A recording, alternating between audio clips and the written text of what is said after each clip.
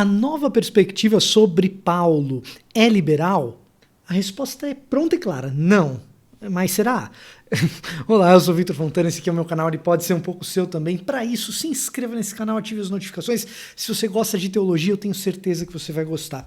E antes de ir direto para o assunto, que é a nova perspectiva sobre Paulo, e o liberalismo, é claro, eu queria te fazer um convite. Se você gostar do vídeo e do conteúdo que você está vendo aqui, compartilhe com alguém e dê uma olhada aqui na descrição que você vai encontrar um link para o meu curso sobre como preparar um estudo bíblico. Se esses vídeos que você acompanha aqui no canal você acha que são bons, como preparar um estudo bíblico, o meu curso vai ser bom também, vai te ajudar muito se você for dar uma aula na escola dominical ou se você for dar uma aula num pequeno grupo, conversar com as pessoas ali, enfim. Dá uma olhada no link, tem lá o conteúdo, tenho certeza que você vai gostar. O meu assunto de hoje é nova perspectiva sobre Paulo e liberalismo, que essa é uma acusação não tão comum, mas que de vez em quando aparece. Ah, a NPP, a nova perspectiva sobre Paulo, ela é liberal? E a resposta mais direta a isso é, na verdade, a NPP é uma resposta antagônica precisamente ao liberalismo teológico e como ele enxerga Paulo. Ou seja, se o liberalismo está aqui, num espectro de um lado, a nova perspectiva está aqui, do outro, respondendo. Tá? Se o liberalismo está de um lado, a nova perspectiva está do outro, porque ela é contrária ao liberalismo. Especialmente a uma noção específica do liberalismo, que é a maneira como os teólogos liberais, especialmente os exegetas liberais do século XIX e do século XX, eles enxergam Paulo debaixo de uma estrutura hegeliana, ou seja, uma estrutura baseada em Hegel, de tese, antítese e síntese, especialmente no conflito da liderança paulina e das outras lideranças mais judaicas dentro do cristianismo. Existe ali um embate entre essas duas correntes, e a síntese seria o cristianismo que se forma a partir desse embate, desse conflito entre Paulo e os da parte de Tiago, entre Paulo e Pedro, e a teologia joanina e talvez Atos dos Apóstolos de Lucas sejam uma síntese desse confronto. Isso é uma ideia bastante típica do liberalismo do século XIX, dos estudiosos críticos desse período, mais explicitamente na figura de Ferdinand Christian Baur e Ferdinand Weber. São aí os dois teóricos que vão aparecer propondo isso com maior ênfase.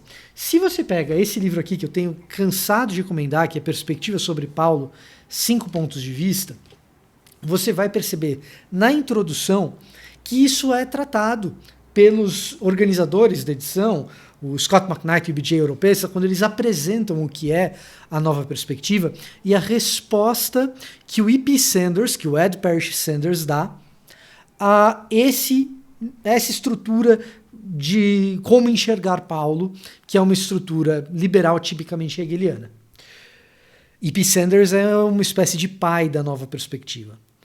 O outro cara importante da nova perspectiva é o James Dunn, o Jimmy Dunn, que é o autor do capítulo específico sobre nova perspectiva nesse livro aqui, que apresenta outras visões, né? Apresenta a visão protestante tradicional, com Andrew Das, que a gente já cobriu aqui no canal, a perspectiva católica, com Brent Peter, que a gente já abordou aqui no canal também. Se você quiser adquirir o livro, ele também está com um link na descrição.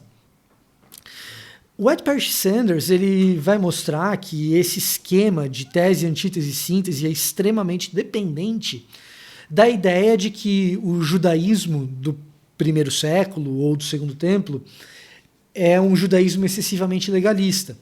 E o Sanders ele vai habilmente mostrar que existe muito de uma perspectiva de graça nesse judaísmo também. Essa perspectiva do Sanders ela não é perfeita, mas ela muda o panorama dos estudos paulinos e ela vai ser lapidada e corrigida a partir da década de 70 até hoje, mas ela realmente desestrutura essa ideia liberal a respeito de Paulo. Tá? Então, quando você fala de nova perspectiva, ela é uma resposta à estrutura liberal de compreensão paulina que é como uma espécie de fato dado nos estudos paulinos até a chegada do Ed Parrish Sanders, pelo menos em ambiente protestante. Tá? Pelo menos em ambiente protestante, essa estrutura hegeliana é bem prevalente. Isso significa dizer, e aí vem o pulo do gato, tá? Então a NPP ela é totalmente antagônica ao liberalismo, ela é meio que uma pedrada no liberalismo teológico, pelo menos no que diz respeito aos estudos de Paulo. Mas isso não significa dizer que elementos que surgiram nos estudos bíblicos dentro do contexto do liberalismo teológico não tenham permeado os movimentos subsequentes e chegado até os estudiosos de Paulo dentro da nova perspectiva sobre Paulo.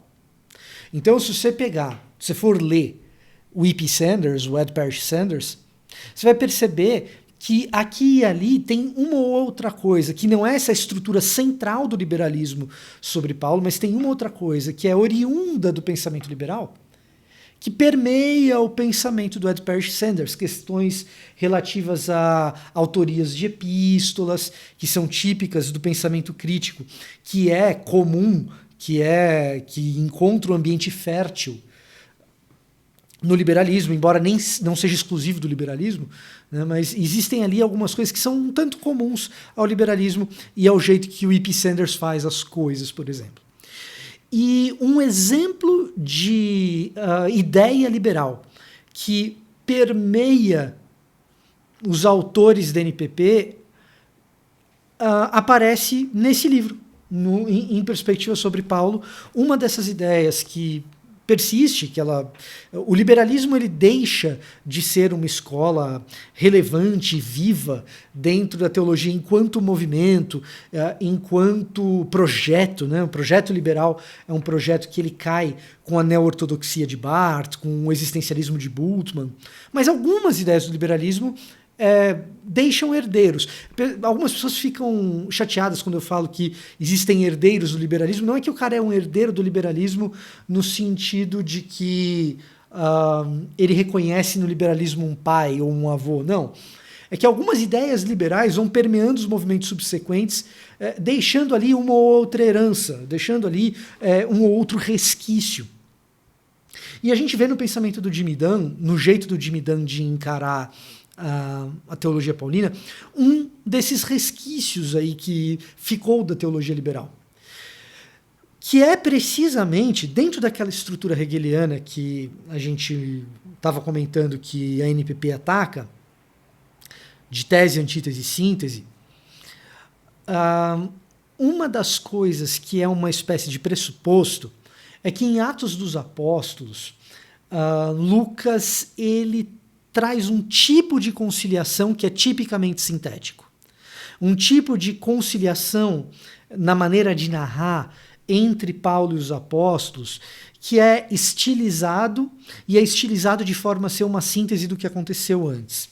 E por isso que existe uma espécie de divergência e não uma harmonização entre o relato autobiográfico de Paulo em Gálatas e o relato biográfico que Lucas faz de Paulo, em especial no que concerne o Concílio de Jerusalém. Tá? Isso daí você pode ler lá Atos e o Concílio de Jerusalém, depois ler Gálatas, que você vai ver que existem algumas diferenças que são de possível conciliação.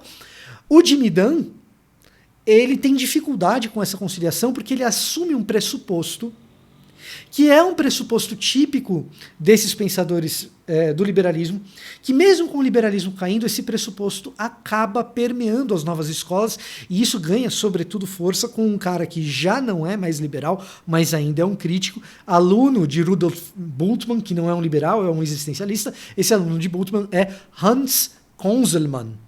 E Conzelmann, ele afirma precisamente isso, que Lucas está estilisticamente muito preocupado em costurar uma conciliação entre os de Tiago, os de Pedro, os de Paulo. Isso aparece ali no Jimmy Dunn.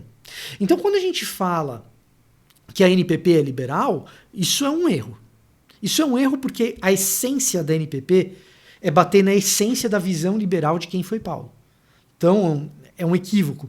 Agora, o fato da gente dizer que esses autores, o E.P. Sanders, o Jimmy Dunn, não são liberais, não significa que algumas ideias que surgiram no liberalismo, que são oriundas do liberalismo, não tenham chegado vivas até eles. Permeiam, são ideias periféricas, não são ideias centrais, mas que vão permeando essas camadas de pensamento teológico que se sobrepõem e vão sobrevivendo ao longo da história.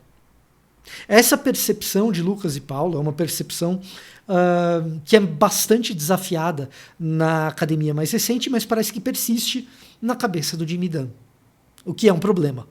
Tá? Isso, por exemplo, você não vai enxergar no N.T. Wright.